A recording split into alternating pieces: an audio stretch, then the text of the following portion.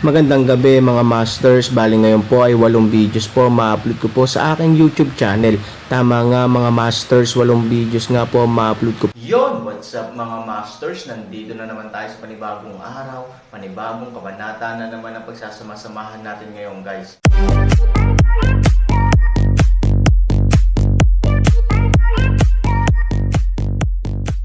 Bali mga masters, kung bago ka pa lang po sa aking YouTube channel, please click the subscribe button, lalong-lalo na po yung notification bell guys, para maging connected pa rin tayo sa isa't isa at maging updated kayo sa mga susunod ko pang video. Bali mga masters, bago natin umpisahan ng kwento ay mag-shoutout po muna tayo para sa mga solid nating tagapakinig. Shoutout kay Robert Tolentino, shoutout kay Norlisa Sugay. Yun na nga mga masters, no? Bali hindi na ito patagalin. In 3, 2, 1, let's go!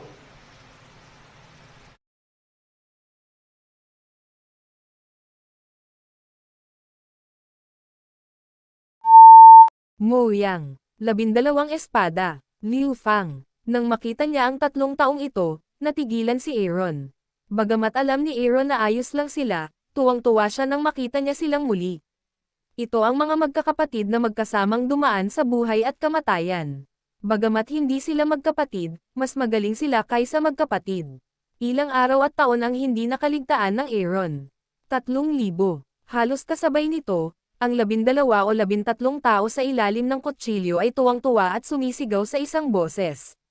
Pagkatapos Aaron umalis, 3 tao sa Xuanyuan mundo, kahit na ang kanilang mga talento ay hindi sapat, ngunit pa rin kalimutan na kumain at matulog araw at gabi paglilinang, upang isang araw, at Aaron ay maaaring muling magsama-sama.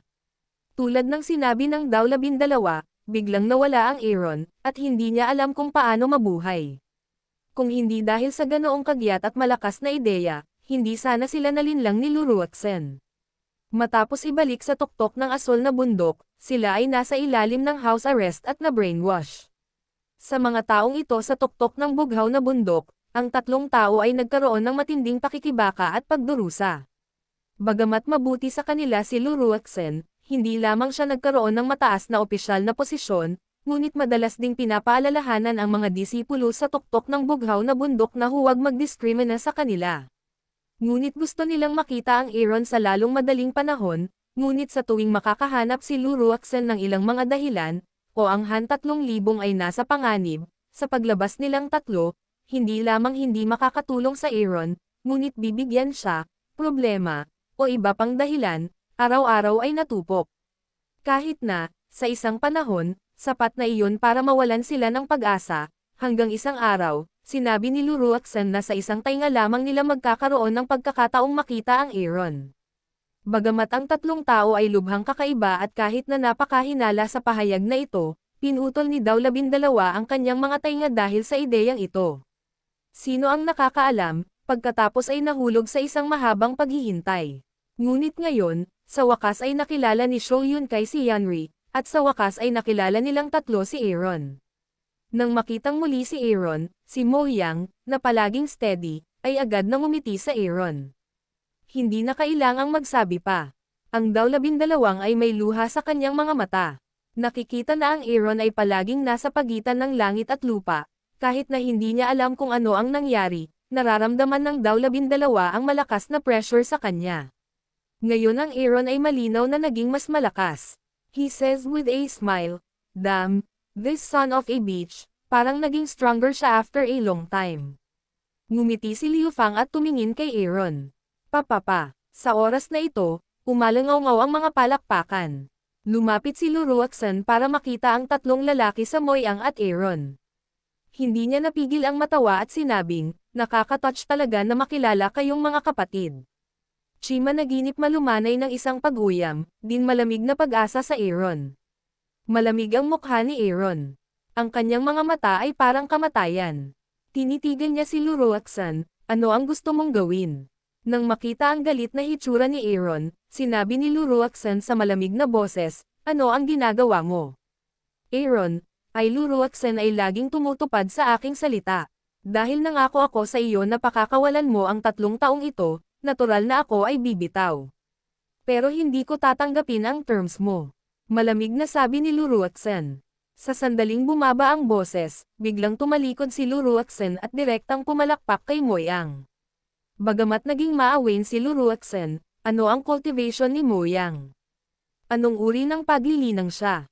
Kahit na gumamit lang siya ng 10% ng kanyang lakas, sapat na para kay Moyang na uminom ng kaldero. Ang palad na ito ay bumagsak, ang buong katauhan ni Moyang ay agad na lumipad palabas tulad ng isang nalaglag na dahon sa hangin, at tumama ng husto sa lupa, at ang isang subo ng dugo ay direktang bumulwak mula sa kanyang bibig.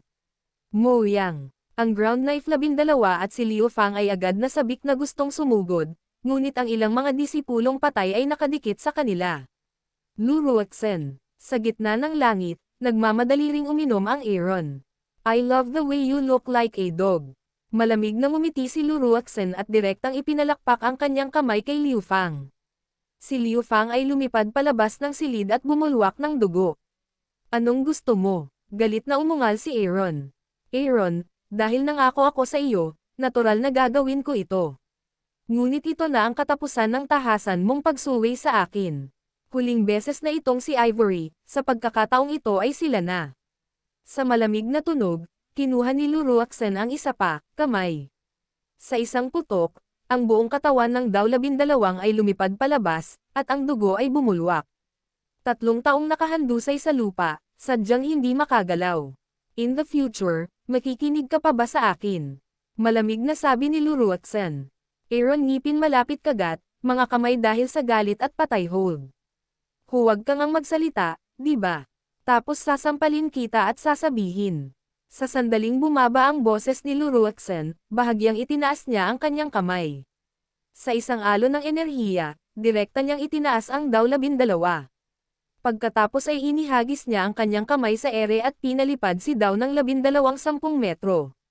Sa wakas, bumagsak siya ng malakas sa lupa. 3,000, kahit anong pagbabante niya sa iyo, huwag mong aipangako sa kanya.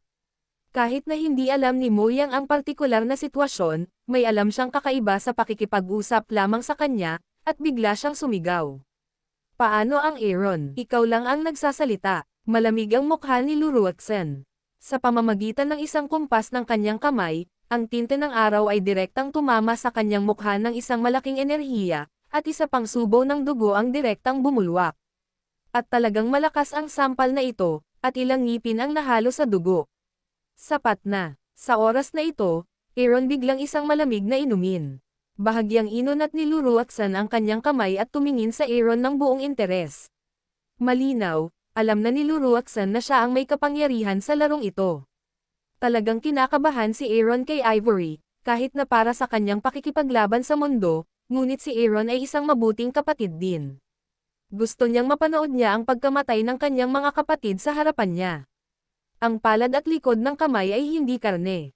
Bagamat si Ivory ay isang mas mahalagang pag-iral, hanggat sina Ivory at Han Nayan ay buo, ang kanyang kapatid na lalaki ay malinaw na ang pinakamahusay na pagpipilian upang pilitin siya.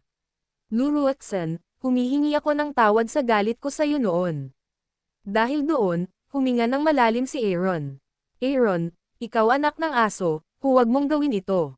Oo, kahit patay na patay ako, hindi ka dapat yumukod sa iba dahil sa amin. Mga kapatid, mga lalagi at itaas ang dibdib mo. Agad namang sumigaw sina Dao 12 at Moyang kay Aaron. I'm sorry. Pagkatapos ng lahat, sinabi ito ng Aaron. Hindi niya makitang nagdurusa rito sina Dao 12 at Moyang. Kung nagagalit ka at gusto mong ilabas ang galit mo, lumapit ka sa akin. Pagkatapos ay lumapit sa iyo. Sa sandaling bumagsak ang boses ni Luruaxen, direkta siyang nagpasabog ng isang spell sa Aaron. Bang! Nataman ng spell ang kaliwang balikat ni Aaron, at bahagyang gumalaw pa kaliwa ang kanyang katawan. Gayunpaman, hindi pa rin umiwas si Aaron at tumayong matatag sa ere. Wow! Nang mangyari ang ganoong eksena, nagkagulo ang mga tao. Aaron, anong ginagawa mo? Itong lalaking ito ay tuluyan ng sumuko, at tuluyang pinatay. Para sa 3 taong iyon. Ngayon ay nasa maayos na siyang kalagayan. Sapat na ba iyon? Panipi, baliw talaga ang lalaking ito. Sa kakayanan niya, kung gusto mo ng kapatid, hindi mo ba ikinakaway ang iyong kamay? Kailangang isakripisyo ni Aaron ang sarili para sa ilang piraso ng basura. Natatakot ako na sobrang tanga. Damn, thanks to my adoration just now, I turned out to be a fool trapped in love. Panipi, haha, kalokohan talaga. Ang ganitong uri ng tao ay tiyak na walang kwenta. Kung ako, sayang ang pagkawala ng kapatid ko, pero mas nakakalungkot na mawala ang lahat ng mahirap makuha ng mag-isa. Hindi ginagawa ng mga tinatawag na tao para sa sarili nila. Papatayin ng langit ang lupa. Hindi sapat ang kalagayan ng pag-iisip ni Aaron. Well, ano ang high mood? Nagpapakita ng kawalan ng pasasalamat sa mga pabor. Ba, tao ang tao dahil may nararamdaman. Panipi, tama. Ang Aaron ay may magandang kinabukasan para sa kanyang mga kapatid, para sa kanyang pagmamahal at katwiran. Susundan niya ang gayong mga tao sa hinaharap. Ang isang grupo ng mga tao ay patuloy na nagtatalo, ngunit para kay Lu Wuzhen, ito ay isang napakagandang simula. Hindi kayang labanan ni Lu Ruoxan ang Aaron sa ganitong paraan, na nangangahulugan din na balang araw, makokontrol pa ng tuktok ng asol na bundok ang Aaron para gumawa ng mga bagay. Sa kaibahan, si Aoshi ay lubos na nalulumbay. Pero anong masasabi niya ngayon? Boom! Nang itinaas ni Lu Ruoxan ang kanyang kamay, isa pang spell ang direktang kumislap. Muling nataman ang kanang balikat ni Aaron, at ang buong katawan niya ay biglang lumiko sa kanan, ngunit hindi nagtagal, nabawi agad ni Aaron ang orihinal niyang postura. Matigas ito. Isang malamig na ngiti ang ibinigay ni Lu Ruoxan. Ngayon, maaari mo bang palayain ang mga tao? Han 3,000. Malakas matiis sakit, nakasimangot na magtanong ng isang paraan. Of course, what I promised you will always done. Aaron, you'd better remember clearly. Ako si Lu Ruoxan. I'll always keep my word. I'll let you go.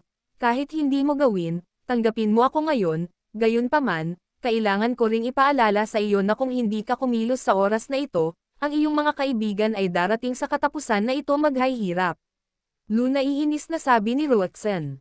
Halatang hindi malinaw sa iba ang tinutukoy niya, ngunit higit na alam ng Aaron, iyon ay sina Ivory at Han Nayan. Well, you can remember clearly. Kung maglakas loob kang hawakan ang kalahati sa kanila, ililibing ko lahat ng tao sa tuktok ng bughaw na bundok kasama mo. Malamig na sabi ni Aaron. Hindi ko makakamit ang aking layunin, lalo na ang pamilya Lo. Kahit mamatay ako, ano ang mahalaga? Si Lu Ruoxan ay tahimik at malamig. Sa sandaling bumaba ang kanyang boses, ikanaway niya ang kanyang kamay upang ipahiwatig na maaaring umalis si Mo Yang at ang iba pa. Ang pinsala ni Liu Fang ay ang pinakamagaan. Sa oras na ito, mabilis siyang bumangon at tinulungan sina Mo Yang at Dao 12. Ang tatlong tao ay nagtutulungan at mabagal na lumakad patungo sa Aaron. Sa oras na ito, dahan-dahan ding nahulog mula sa himpapawid ang Aaron at handa nang buhatin ang tatlo. Si Aoshi ay may intensyong pumatay sa kanyang mga mata at tila may iniisip. Ngunit sa sandaling ito, biglang umatake ang isang gintong liwanag mula sa gitna ng nakulong na walang kamatayang valley. Ang lahat ay hindi maiwasang mabulag ng gintong liwanag, at ang marahas na pagyanig ng lupa ay nagmula rin sa gitna. Lahat sila ay nataranta, tapos nagkatinginan sila ng sunod-sunod.